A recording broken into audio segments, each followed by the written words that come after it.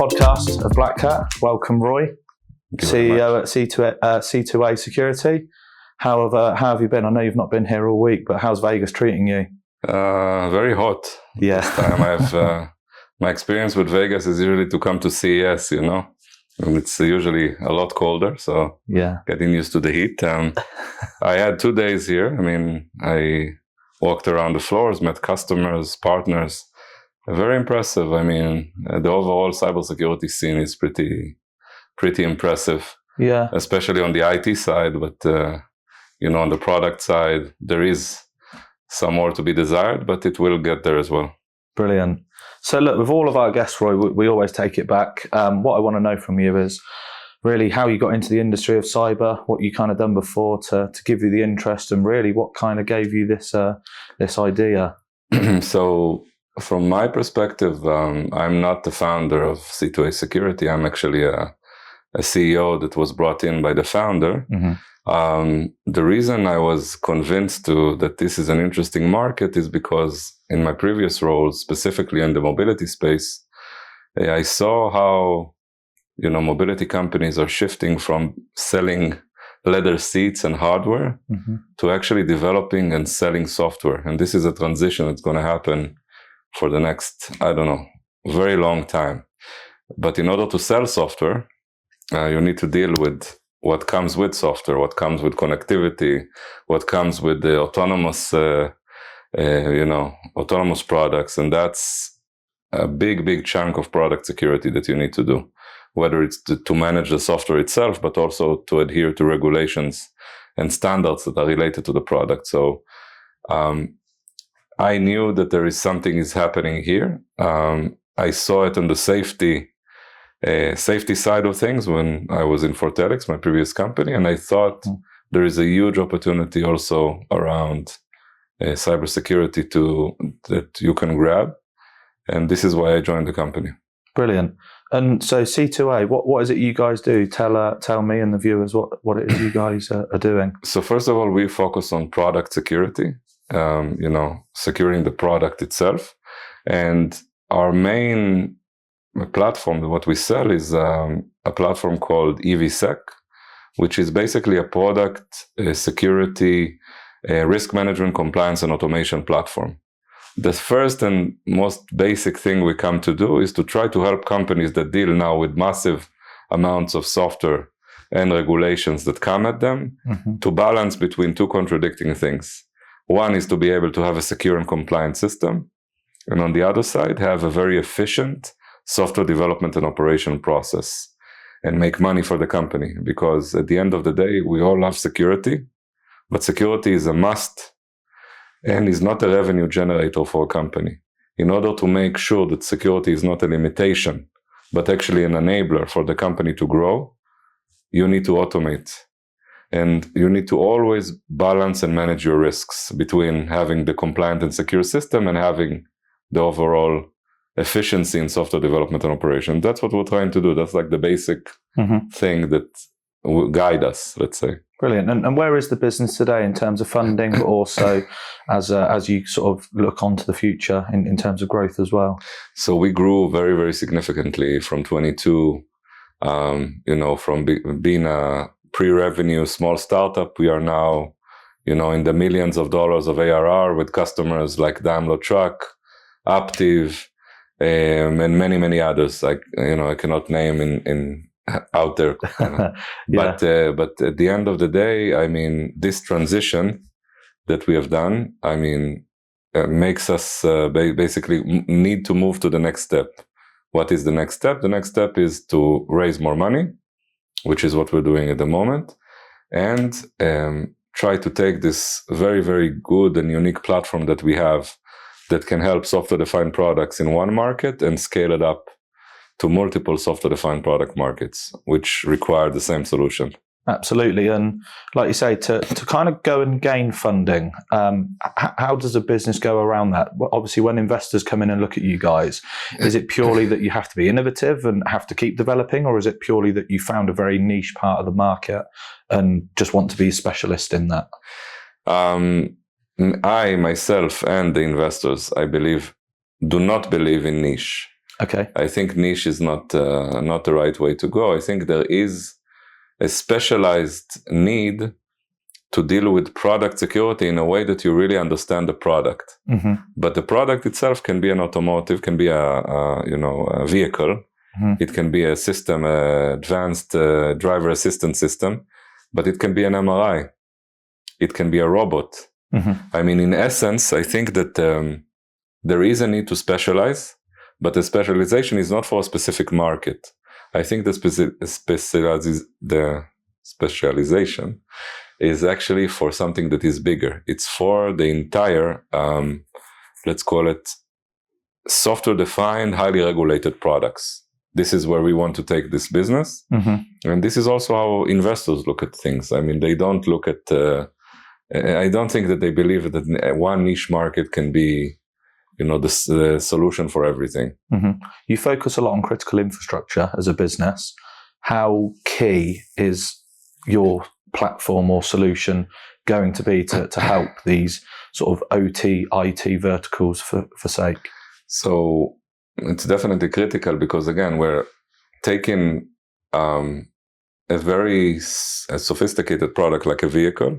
Mm-hmm. And if we look at it at a bit of a broader sense, the vehicle is becoming like a vessel to connect to other things that are in its periphery, mm-hmm. whether it's critical infrastructure, the grid, vehicle charging stations. Yeah. All of it are peripherals to the vehicle. And in order to really solve a security problem, which is how to make sure you manage all of the suppliers that are dealing with all sorts of components that are everywhere there in this bigger landscape.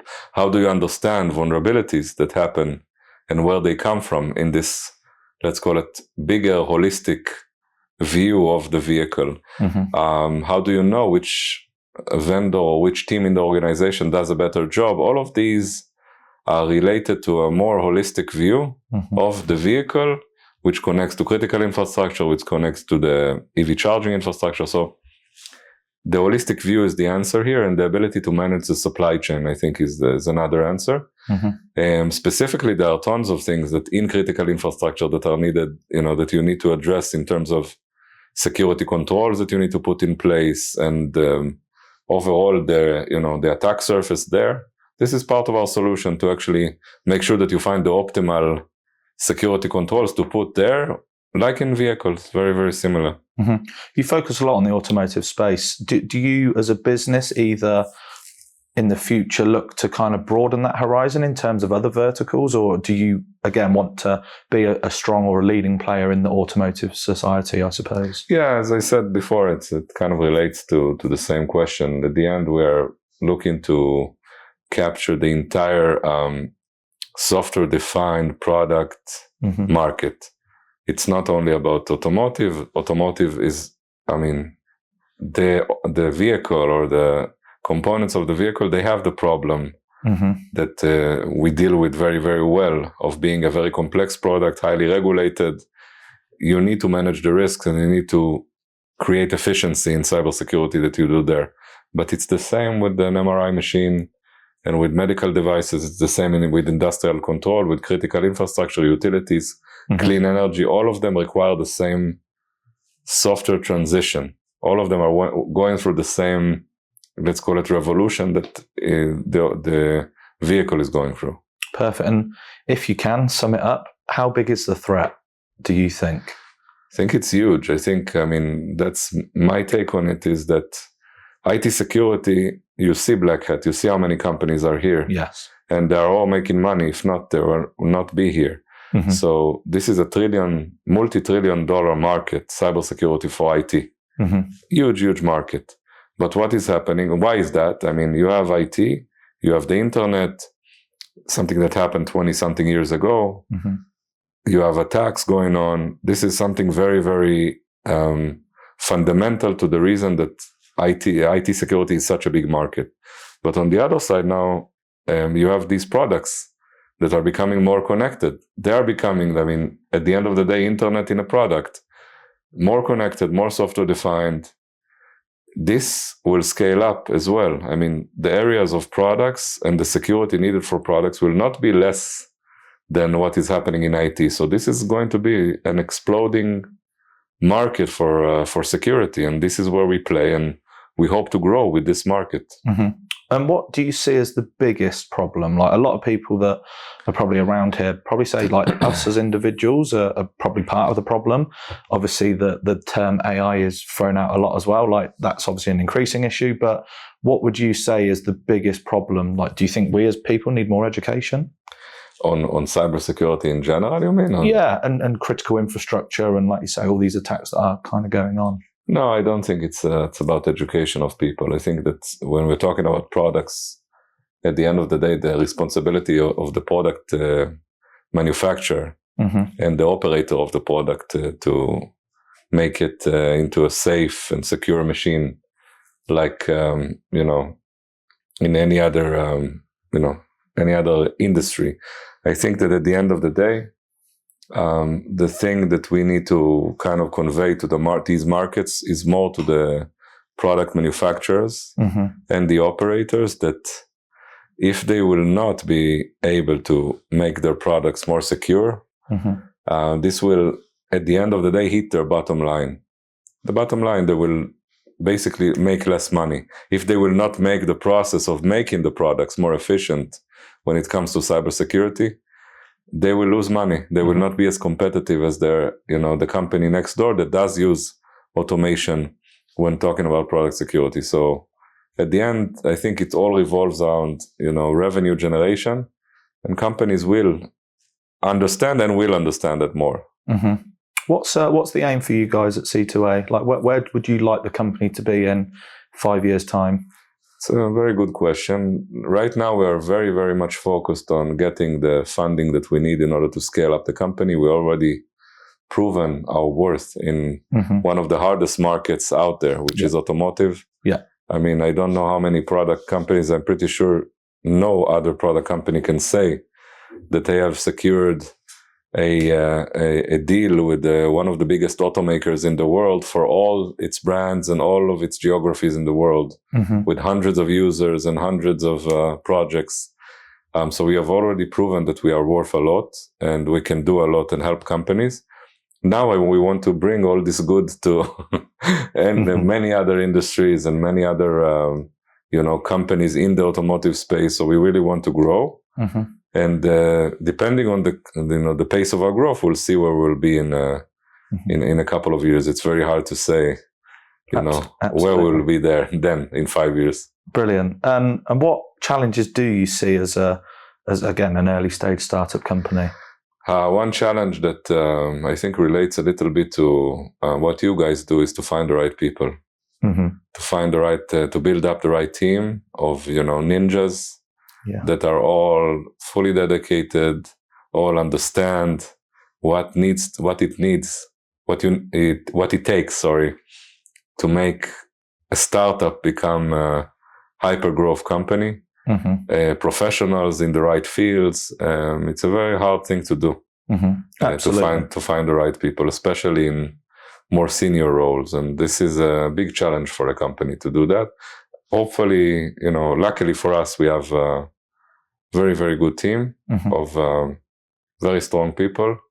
But this is definitely a challenge that I faced over the last 2.5 years. Perfect. And again, being a startup, and you probably aren't the only business that tries to do what you guys do. How do you think you will be staying ahead of this curve, like you say, to still be one of those top individuals or one of those top companies that can provide these solutions? So what I noticed about security in general is that the marketing is like the machine works very, very well.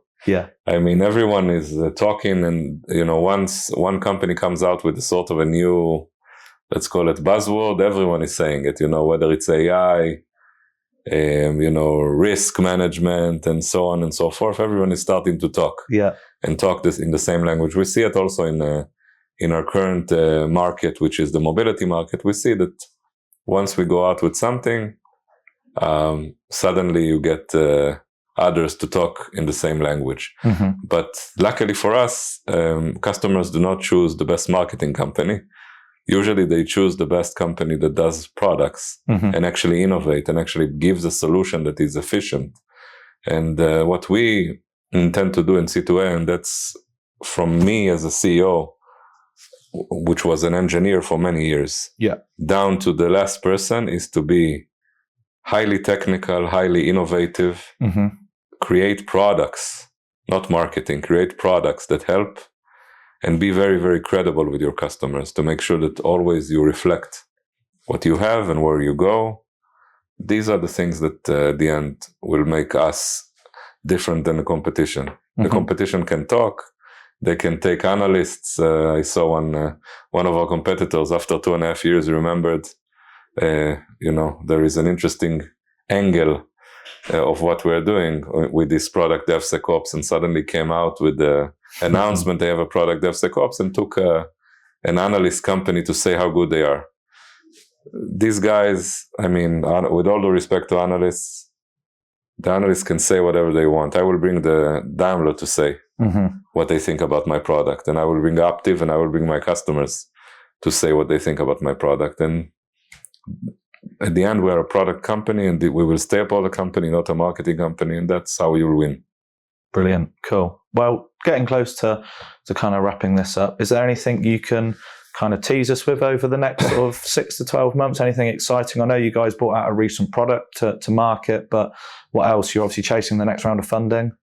So first of all, in about a month, we'll release another very known automaker that is using our tool, and actually will present how this tool helps increase efficiency, and really a case study, like a tech company that does products, no marketing, numbers.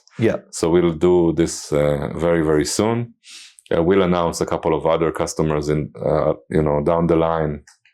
And we have a couple of very interesting product announcements coming up with regards to the use of AI, and with regards to other elements of our tool that I think will be very surprising and innovative in the market. So the marketing teams of the competitors can start copying the messages. Brilliant. And final question from me. What one piece of advice would you give myself, the audience, to really look forward to in the future of security?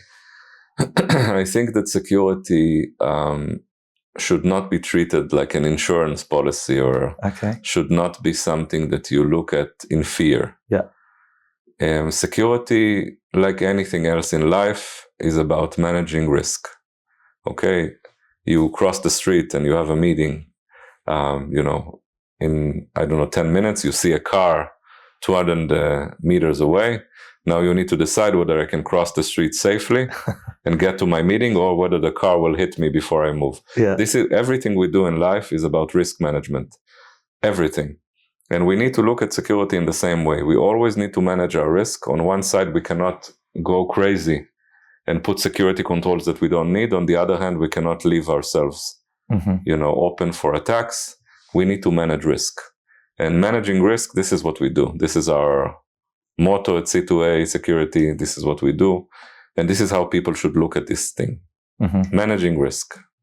Brilliant. Cool. Well, look, thank you very much, Roy. Glad to have you on, and brilliant to get you on with a very busy schedule. Happy to be here. Hope you have safe travels back, and I'm sure we'll look forward to seeing your journey in the future. Thank you so much for having me. Thank you. Thank you for listening to this very special Black Hat 2024 edition of CyberBytes, the podcast. If you did, please like, subscribe, and share with your colleagues and friends. We are always looking for new guests to feature on CyberBytes. If you would like to, please reach out. Furthermore, if you are a candidate looking for your next role, technical or go-to-market, then please reach out directly or via our company email info@asperonsearch.com.